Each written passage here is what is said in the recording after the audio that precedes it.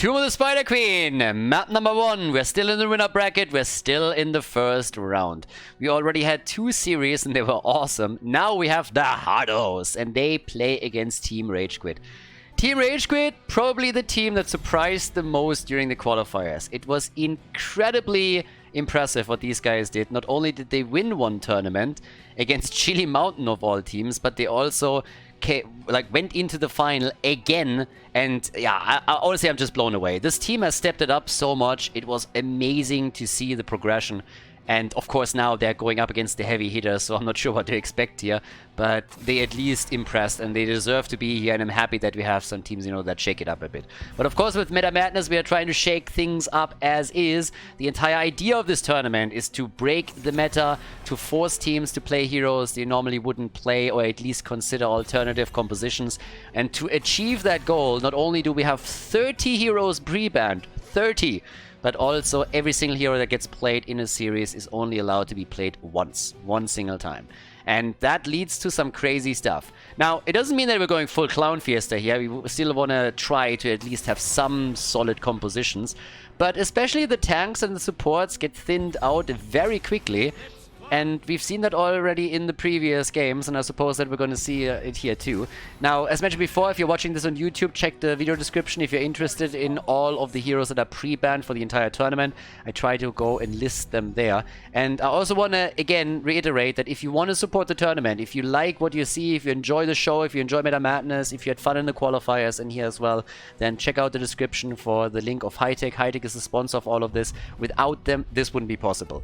Hightech is one of the few companies that is still willing to invest into Heroes of the Storm, and believe me, I tried. It's really difficult to find a sponsor that doesn't immediately say nope once that they hear Blizzard and Heroes of the Storm. So big shout out to Hightech. They have the trust, and they trust me to set a good tournament up. And if you enjoy the show, check their shop out. You don't have to go on a massive shopping spree there or anything. But of course, if you're in the market for something, then check it out. But just simply clicking the link already helps. They see there's interest coming from the stream and from an event like this, and it makes it easier for me in the future to make more projects with them happen and maybe run another Meta Madness. So definitely check that out. Now in our draft for game number 1, we got Mephisto very early here, together with Yrel. Already a fan of that. On the other side, with Leo on Tyrael, a little bit more of a traditional setup here. Now, Tomb of the Spider Queen is obviously a map where you also want to have a whole lot of... wave clear. That's the word that I was looking for. And Leo brings that. Leo brings the wave clear, false stat, at least some. And yeah.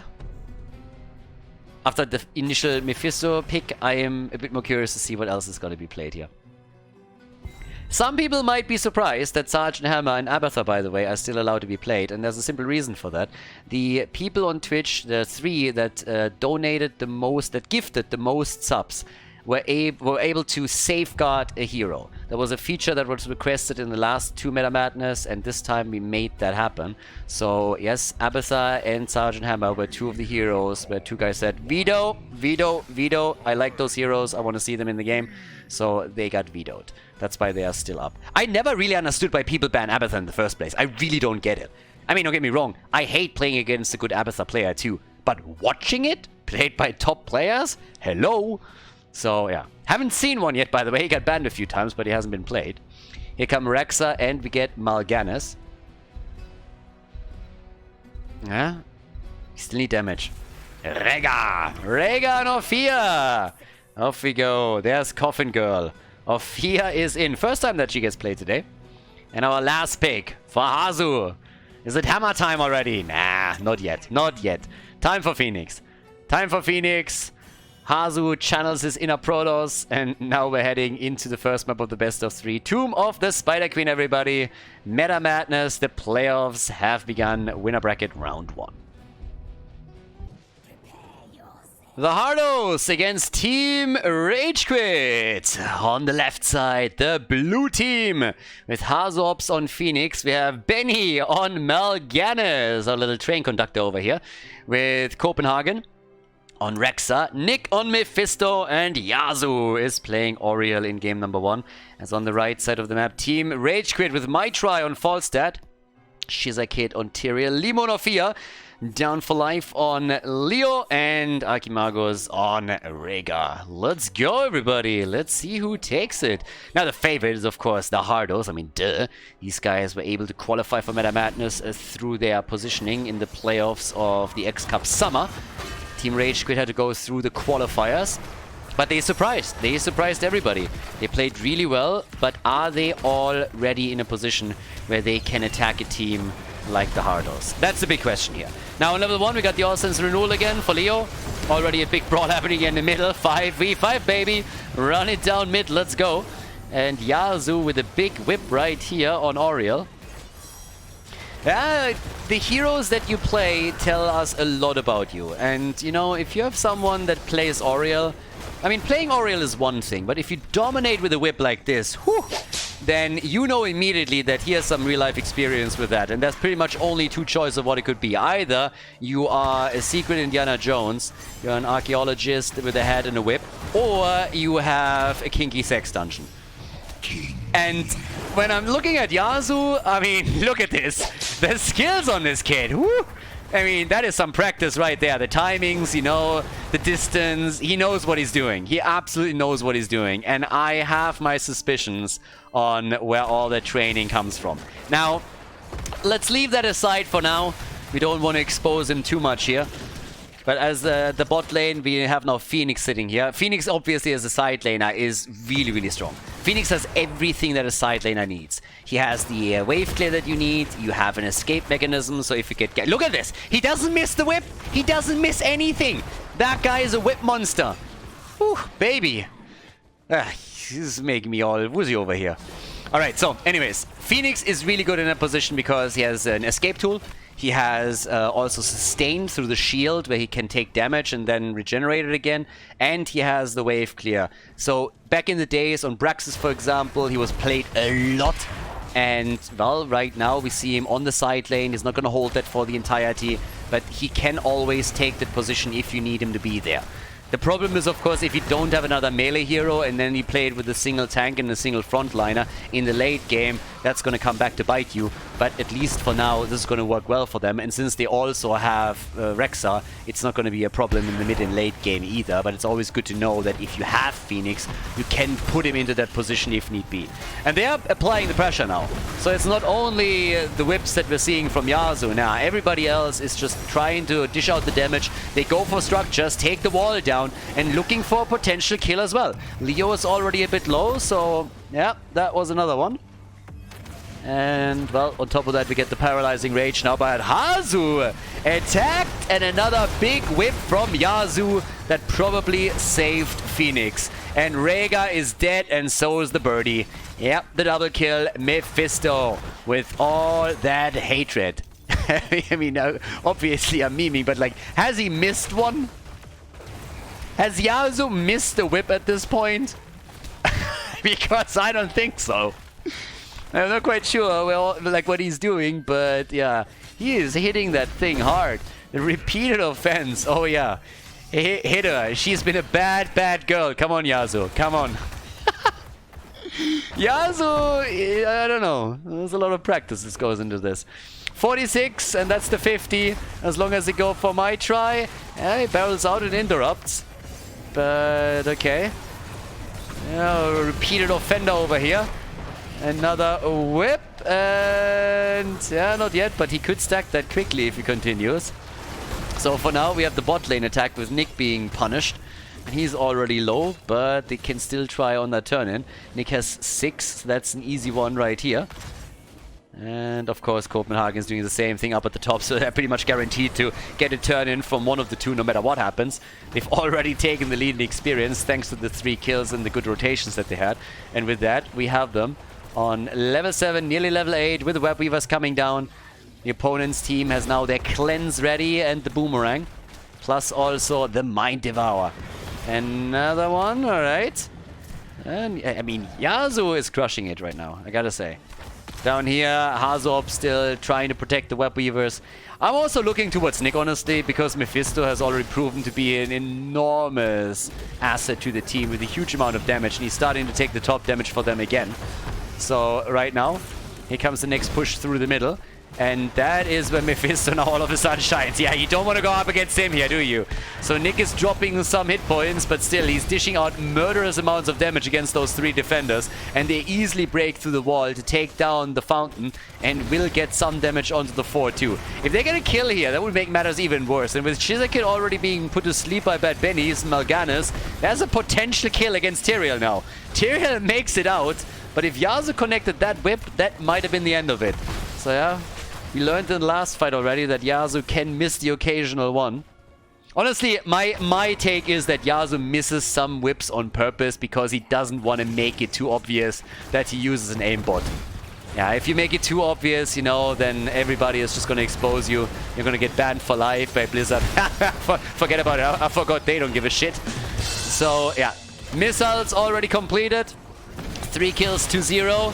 And there's the stun and there's the kill. Leo is down. Can they get the double? Bad Benny, careful. But Shizakid is sitting at 34 gems now. Pretty much half the gems that they hold in their hands. There's the ult though. Comes in. And can they lock him in place? They're trying. Benny, the Aegis. And he makes it out. All that Yrel hope keeping him alive. Yeah, level 10 abilities make it possible. And boys, you can't go that deep. You're gonna die. Bad Benny, he's alive. He's alive. He's still alive. How? He should have died at least 3 times already. Here comes Leo. Mace to the face, baby. False set is dead. Where's the drain? There it is. Nice. So they finally get the kill. Mal'Ganis is down. Good for them. Leo dies too, and yeah, Ophia bites the dust. 60 gems on Shizakid. Another 40 and he gets the secret mount. 40 gems and he has the secret mount, everybody. He's getting so close here. Oh my god, he's so close. 11 to 9. The levels right now, level 10, soon TM, and then maybe they can get that turn in. Yeah, they're getting really, really close on this one. But obviously, the blue team has enough gems to also get a turn now in. So that's probably going to be a double for them before the red team even has an opportunity to make it in there. 15 gems for Nick. That's what they have to deliver. 15 gems and a little bit more, I guess, on Hazu. Nah, seems like Rexa has them. Alright. So now on the right side. 64 for Shizakid. They are getting so close on that. As long as they monitor Tyrael, they're going to be fine. Yeah. Phoenix is pushing the bot lane out, prepping the lane for the siege giants that he just took. That lane is going to murder. Someone has to go down there. Probably going to be Falstad. He could fly up if they have to. Rhaegar with the Ancestral, of course. There's the Gust as they're trying to save the rest of the team, but it also creates a big opportunity for a turn-in from the blue team again, and they get level 13 with it. So not only do they get the second Webweaver wave before Team RageQuit gets there first, they also get level 13, and 2 forts have been taken down, and the top fountain is gone too. One of the reasons why they really can't fight here, because they don't have any sustain down here. Yeah, he makes it out, the birdie is in trouble, trying to make it out of the fight, but gets crushed by Mephisto. Good job by Nick. Well done. Okay. Where's Tyrael, by the way? 12 stacks. Tyrael is sitting at 68.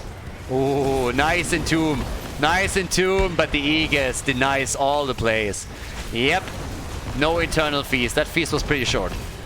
That was a very short-lived feast. People are still hungry. Didn't get anything. Level 13 Talons are now in. We got the Abhorred Skull again. And off we go. Big push, straight up through the bot lane in an attempt to take the keep down. Where's Nick's damage at this point? I mean, damn son, he's sitting at 45,000. The keep is down. The Hardos, they are the favorites in the series and they showcase it again. Shizakid has 68 gems now, closing in on the 70. Yep, secret mountain time, soon TM. The core, by the way, is already losing hit points. Nice gust into a corner, but I'm not quite sure if that's a fight that you really want. Not so sure on that. You still don't have level 13, so you're still behind. Leo's already getting attacked. There's the Sanctification as they're trying to turn it around against Copenhagen, and he's starting to drop hit points, but they keep him alive for now. Leo with the mace to the face attempt, and Rexa moving away. Still the damage output here. Hazu retreating and popping the ult. They go for Mephisto's ult too. Shizakid, 68 gems, and he's dead. He's dead. 68 gems, and they lost at least some of them. But Melganis and Yrel are both dead too. Nick dies, Mephisto dead. Finally a few kills incoming. But the Hardos have a 2-level lead and nearly level 16. Copenhagen turns in 20 gems. Hanzo is holding only 3. But this is another level advantage, of course, for them. 50 gems right now. And yep, Limu, still only half of them. Yeah, no mount for Tyrael. By the way, if there's really people that still don't know the story, so pretty much one day when I was playing and we steamrolled an opponent on Tomb, we didn't turn the gems in right away because it was a clear win. We were clearly outclassing them. Matchmaking was not really the best in that situation.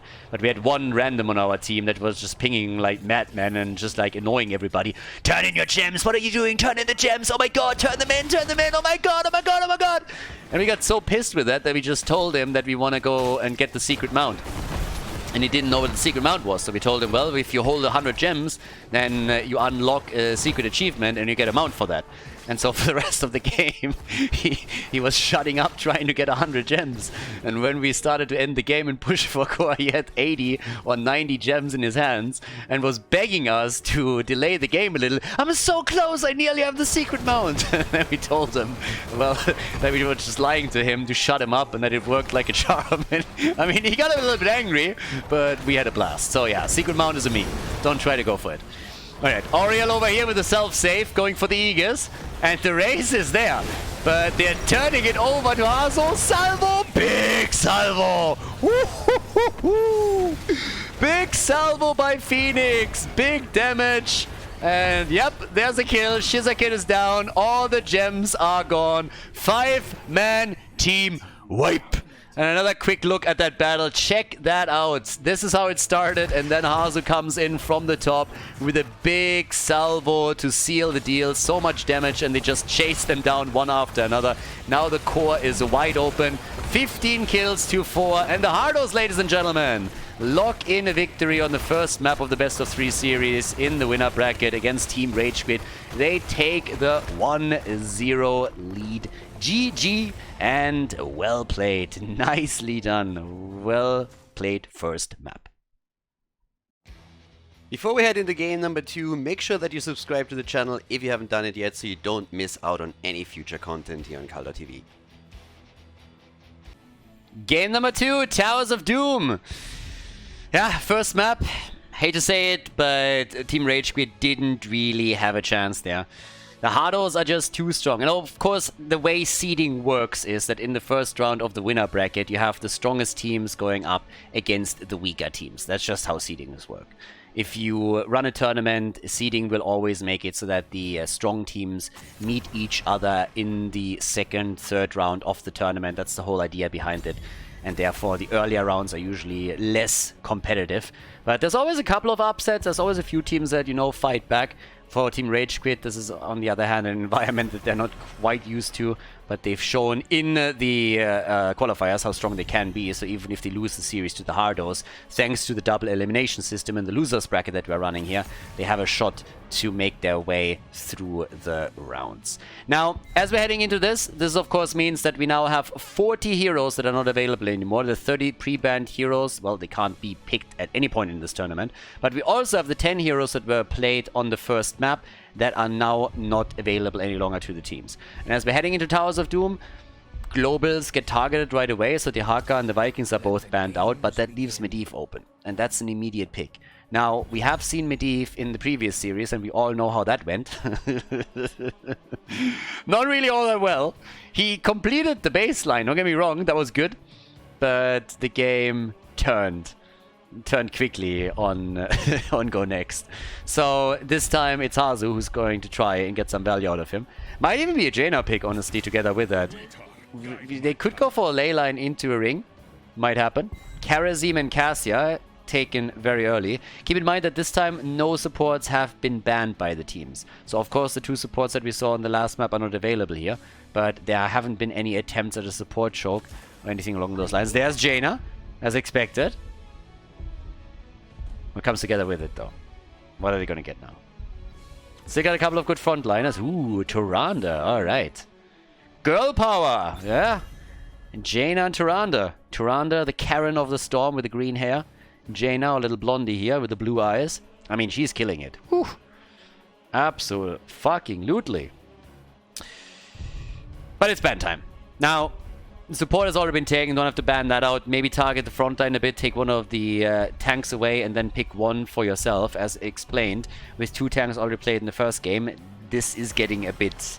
there's not really all that many tanks around anymore. And Varian is a fantastic ban, because if you have a Varian taunt into a Tyrande stun, plus Jaina damage behind it, yeah, you can kiss pretty much any hero goodbye. There's very little chance that you're going to save that target, except for Karazi maybe taking Palm.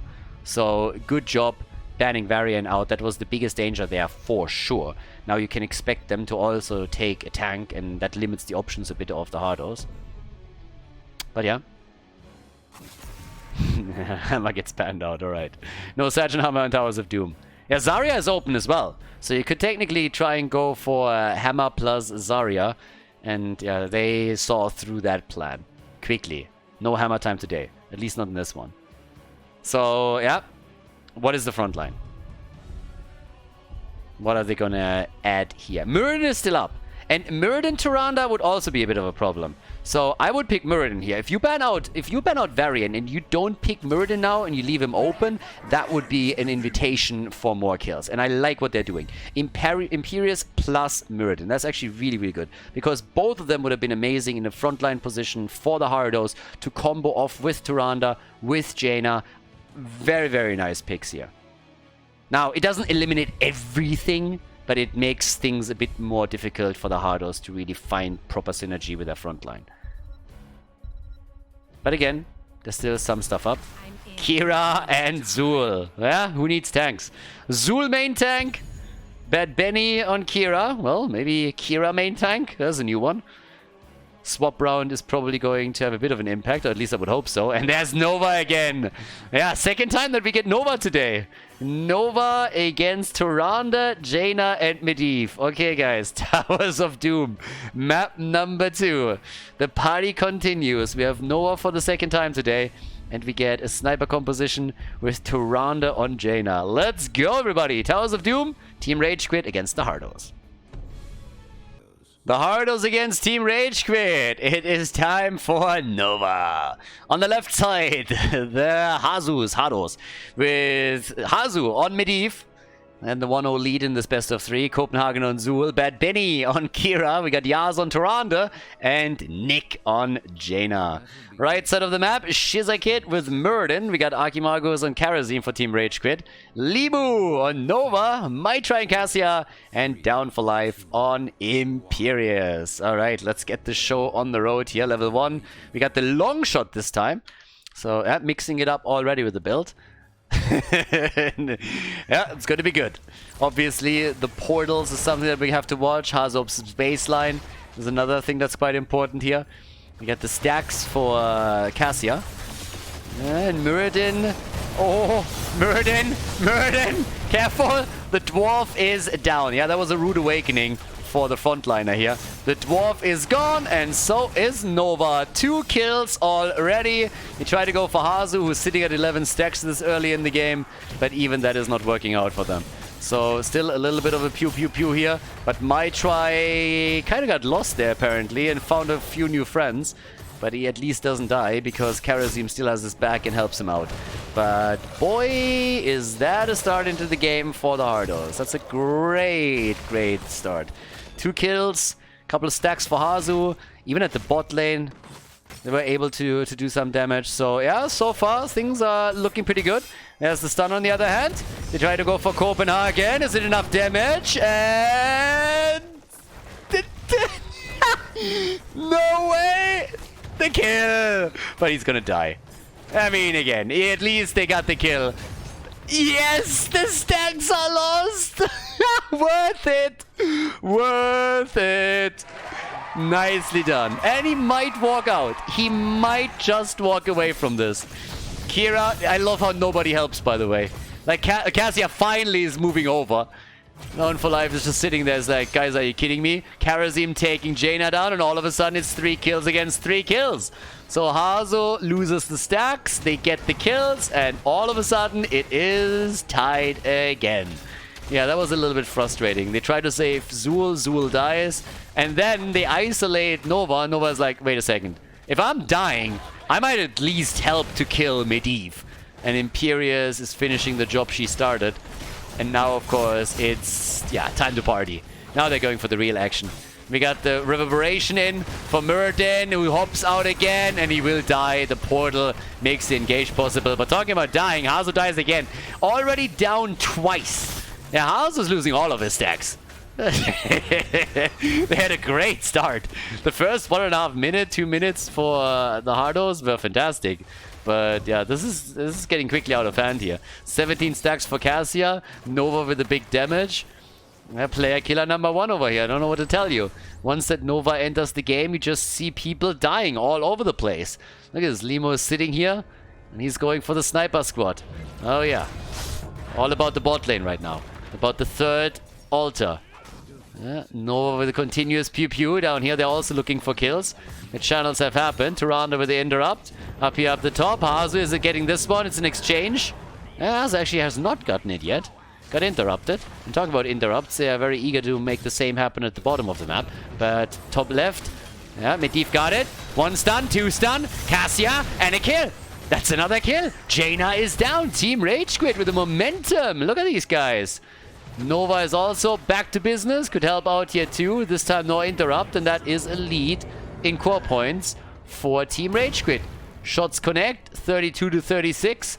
Top side, admittedly, Imperius has to move back. But they are now on level 7 talents. Both of them. Pretty much even experience. Slight advantage even.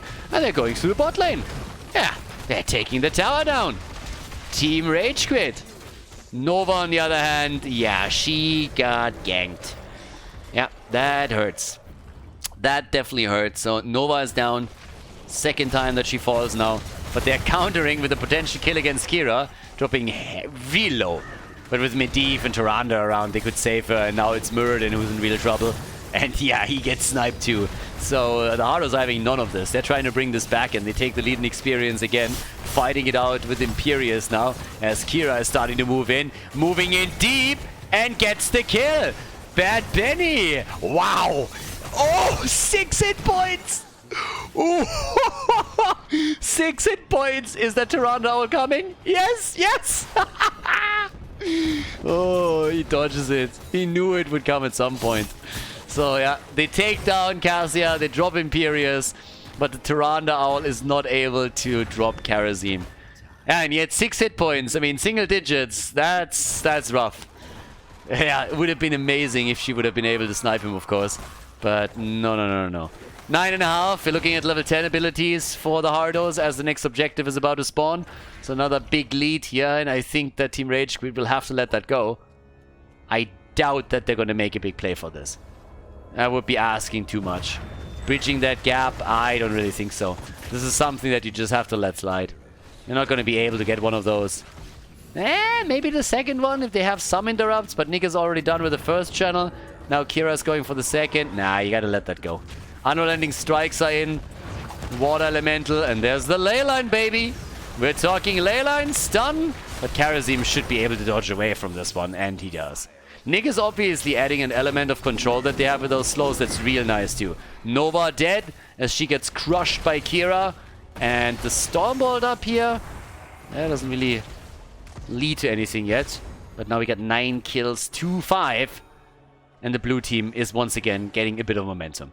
Now the palm is in so that they can survive maybe a bit more of these focus fire attempts. If you have Jaina come through with the damage and all of these stuns, then Kharazim with a well-timed palm could help. Orbital Strike is in too. But yep, there's the delivery system, an attempt to escape. Oh, I like that. I like that a lot. Now it didn't lead to a kill, but that combo has potential. Me likey. 7-sided strike into this might have been even a little bit better. But either way, that's something that I want to see when more heroes are around to dish out more damage. That was a good setup. Now, down at the bottom of the map, we got 9 kills to 5. With Muradin being pressured again. The water elemental, a little snowman, is doing things. I mean, I guess it's slowly getting winter. Still pretty warm over here, but yeah. This is a fun one. I like this. There's a couple of really cool combos that can be executed. And they're playing very aggressive, which is awesome. So the portal is there to save Jaina, but Benny, yeah, he clicked the wrong thing. He came through the portal and then all of a sudden everybody ganged up on him instead of Jaina. They were like, well, we might not be able to get Blondie, but we're definitely going to drop you. So down goes Kira, and 9 kills to 6. Level 12 on both sides, and now a single altar on the map. With Copenhagen at the top, still playing it out against Down for Life. And down here, yep, they are going straight in for an interrupt attempt. And the Owl makes it happen. Tirana is so annoying. If you can keep her alive, she is just so freaking annoying. And here comes the attack. Tirana, that's the problem. Exactly, if you can keep her alive. And in this case, they got the portal, and she still dies. Oh, and even that, I like that. There's a couple of real cool plays that are being made by Team RageQuit.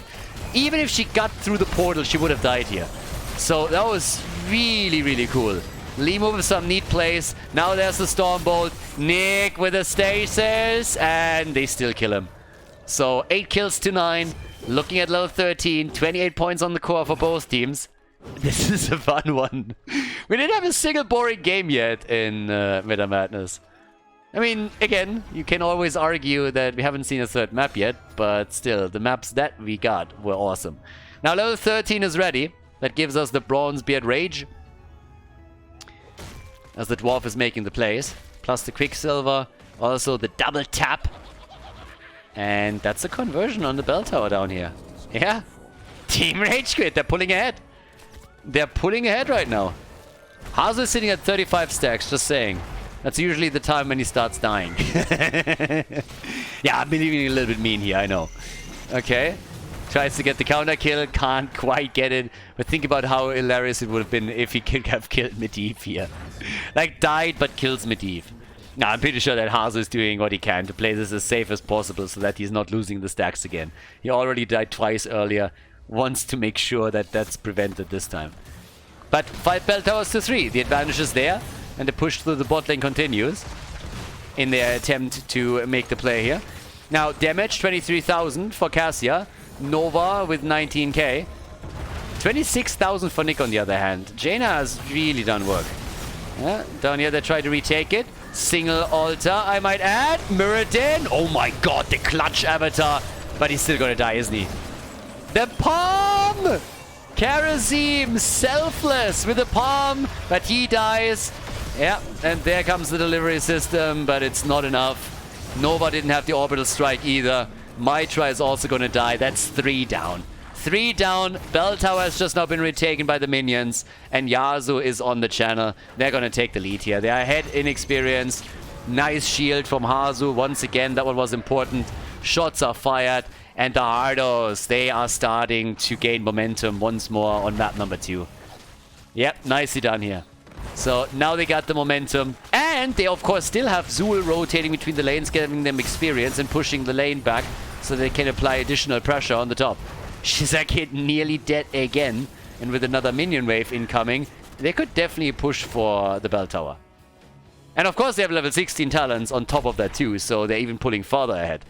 Which gives us the temporal flux. Medivh is already so done, which is even more important. Bone Spear is in, and I guess they go for boss. Yeah. They go for the boss, 5 kill advantage, and they're gonna grab this one pretty much for free.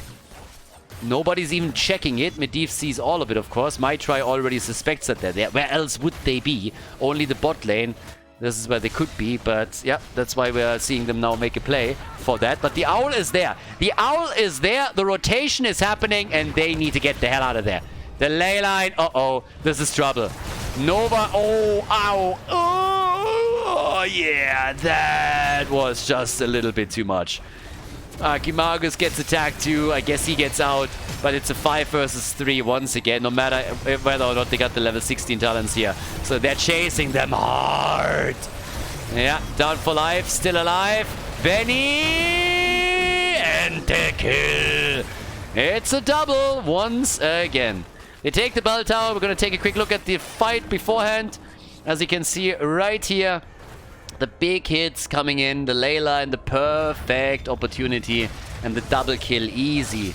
2 kills, and that left them in a 5 versus 3, and of course with those odds they couldn't do anything. Triple altar phase. Ooh, I like that. Yeah, it was neat, but it wasn't enough damage. Pumpkins are moving through. Fight at the top. Oh, and finally Medivh dies. Now, he has the baseline done, so that's not a problem. But they might lose more than only him. Counter kill maybe? Yes, kill for kill. Zul down, and so is Imperius, but he got the Poison Nova through, and that's kind of important. So Yasuo wants to kill, and he gets it. And of course, with the Owl connecting too, Nova is also in trouble, and Nick finishes the job. Pumpkins moving through the bot lane. They're gonna get this one up here to the top right. Cassia is moving down to the bottom to deal with the Pumpkins. Shots are connecting. Kira at the top, delivering another 5. They're dropping down into the single digits now. No matter what Cassia is doing. Cassia is stopping those Pumpkins. But it doesn't change the fact that in this situation, a single altar would end the game. And of course, then send Team RageQuit down into the losers bracket. So the damage output with the 60 stacks that we have for Cassia is at 36,000. She's the top damage for her team. 42 for Jaina. And they're already trying to take the bell tower in the mid lane too. It's already low. Yeah, so that's another one. And yeah, they are making a play again for Imperius. These stuns of Tyrande are just always on point. Yasuo is protected by the team. There's nobody on the other side that can really get close to Tyrande. And as we've highlighted time and time again, this is all there's to it. If you can protect Tyrande, she's great. But if she gets attacked by any mobile hero, that's a different story. But most of the mobile ones are already banned out. There's no Zeratul, there's no Genji over here, there's no Tracer. Yeah, Muradin dead, so is Kira, so they get a kill for a kill. And can they get that bell tower? Next altar phase spawns 2, so that makes it really difficult to defend for Team RageQuit. Nick, he gets the kill. He gets the kill. They're oh no! The palm, the ley line. The palm gets triggered, and they still get the kill against Imperius, don't they? Yes! There it is. All right. Karazim dies too. 5-man team wipe. And guys, this is the beginning of the end. 15 seconds until those altars are up. Look at Muradin. He's the only one that spawns before the altars are ready. So there's just nothing they can do. The level 20 talents are available, of course. And yeah, this is game 2. This is a 2-0 victory for the Hardos. I mean, it was well fought by Team RageQuit. They had a real nice early and also mid game, but the blue team is just too experienced and too strong. And that's a win here on Towers of Doom. The Hardos take it with a 2-0, and they move on to the next round of the winner bracket. GG and well played.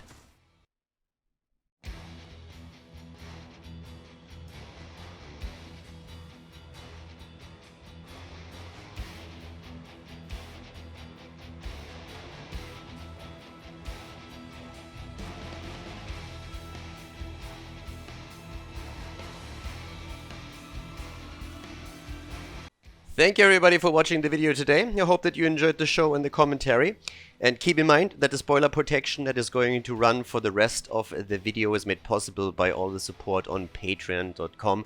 So guys, if you want to support my work, if you want to help me start new projects and keep the spoiler protection in place, please consider heading over to patreon.com/Khaldor. There's also a link in the YouTube description, and check that out. Thanks in advance, and see you guys next time with more esports coverage here on Khaldor TV. Have a great day.